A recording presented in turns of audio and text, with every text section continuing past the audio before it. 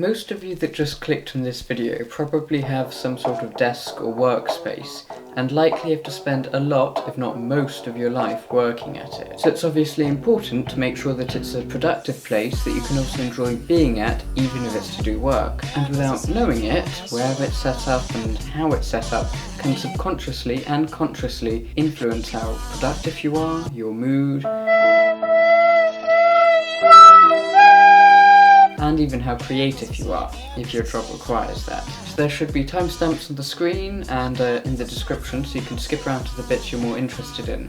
But bear in mind the titles that I used for each section are just the best word I could use to sum it up, so it doesn't mean that's the only thing I cover.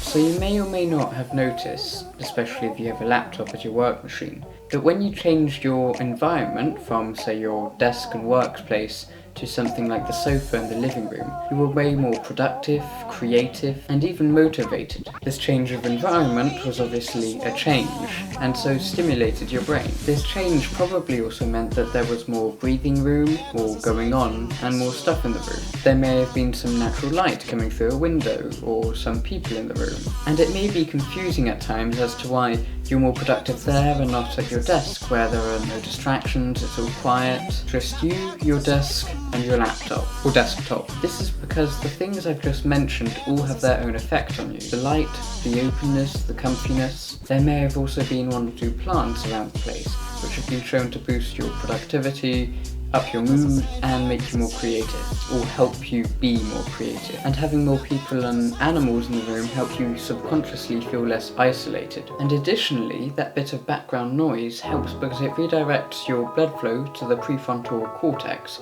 which is used for productivity. By that I mean it's one of the main parts of the brain used to concentrate on, say, work. And I know I've already said that in like 3 of my past 5 videos, but I promise you won't hear it again for at least 4 videos. I just say it a lot because I find it really helpful. So this means instead of working at your desk all day like you might usually do, you should try and mix things up now and again, say go to the sofa for an hour or work in your dining room, to stimulate your environment to give you the effects that I just explained. This also leads me into another point, which is picking where your office is in the first place. Now if you really can't choose where your desk goes because maybe you're at work or there just really aren't any other possibilities, just press L on your keyboard a couple times to skip ahead 20-30 seconds. So for those of you still here right now, if you often find yourself working in another environment other than your desk, maybe it's a nicer place, there's sunlight, it's probably just a good idea to move your desk there. I'm fortunate that I have a window facing the sun, although it's dark right now so you can't see the sun,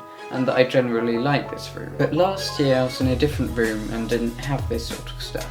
So I often found myself moving to the living room to work there because it's a nice environment. So although because I didn't own the place I couldn't just move my desk there, if you do have this option, you should definitely consider doing it. Then the next thing, which is probably more doable for most of us, is to get a plant or 2 on your desk. Preferably a real one, but if you find it too much of a bother, getting a fake one is better than nothing.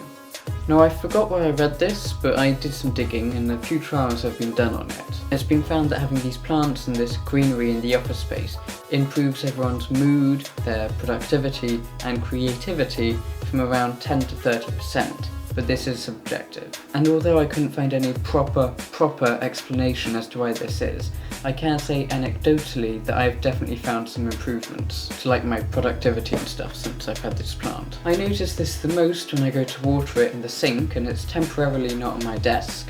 I feel less relaxed, and so directly and indirectly I struggle to focus and come up with new ideas.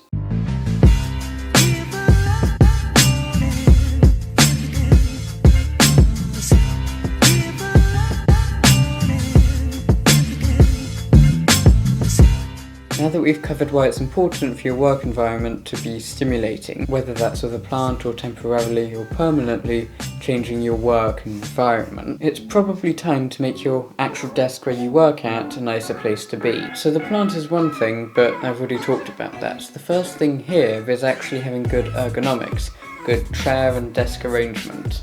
Often neglected, but very important. It's been shown that sitting straight with a good posture makes you think more positively, makes you more productive, and makes you more confident, which is for a mix of reasons, but the main one is how our body language affects our mood. And we really shouldn't gloss over this the way we do, because it's ingrained into us. Way back before our primal ancestors were able to speak, we had to express ourselves through our body language. Things like nodding our head when we agree or disagree, or pointing our feet at certain angles away or towards people depending on how much we like them, or if we're addressing them. The list just keeps going on, and this goes both ways. As a study in Ohio State University found, that nodding your head actually subconsciously affects how confident you are in what you're thinking. Now, because this whole video is about your desk setup and that doesn't only include posture, I'll leave this at emphasizing how much of an effect your posture has on you when you're working, and I'll leave some resources in the description. And if you want my word for it, I can definitely say it has. I started off with this puff that I'm sitting on right now,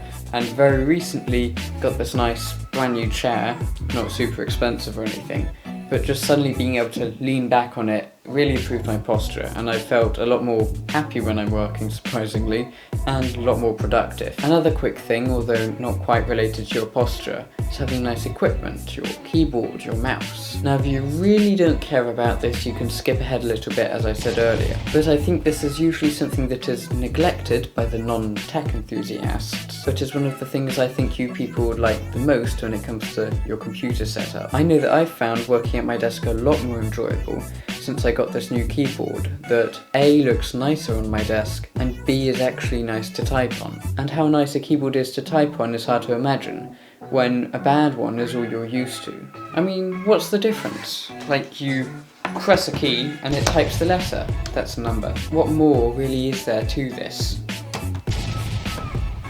But if you do have the opportunity, please do try out some other keyboards, and hopefully you'll see what I mean. My mum used to have one of those terrible Logitech keyboards that comes with the computer that you buy, and she used that for quite a while until I bought her another one for Christmas with lights, but more importantly, that's a lot nicer to type on. And since then, she's found it a lot more enjoyable to be working at her computer. To add on to making it a nicer experience when working at your desk is keeping it organised. Now, there are probably going to be two types of responses to this depending on who you are. My desk is organised, my pen is somewhere over here.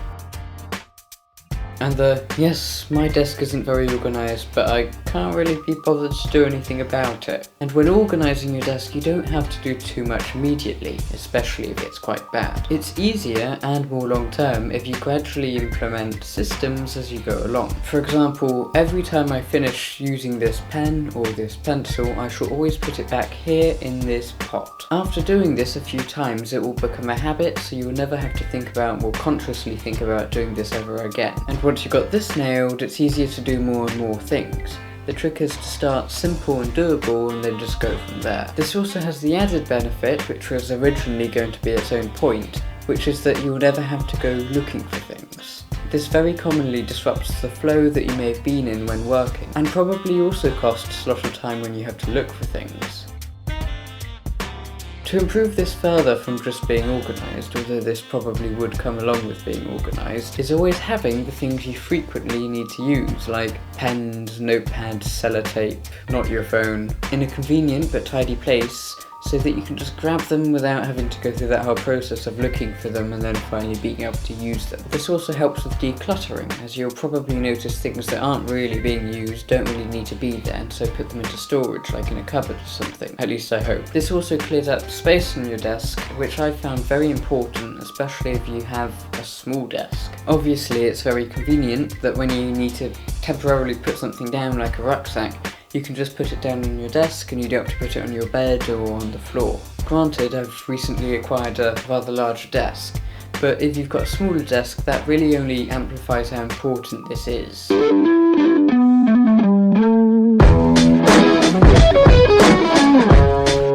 Alright, so that pretty much wraps it up for this video, and I hope that you'll be able to come away from this video at least having learned something that you'll be able to add or change about your desk to make it a nicer and more productive place to work. As usual, if you feel like it and do have any feedback, please do leave a comment down below, as this will give me feedback, hopefully in the video, and potentially help anyone else down there in the comment section too. And to further support me in this video, you can like the videos. This would be greatly appreciated, as not only will it help show me your support, but it will help show this video to more people so that hopefully this channel can grow and I can continue making more and more improved videos just like this. Anyway, thank you for your time and I hope to see you in my next video.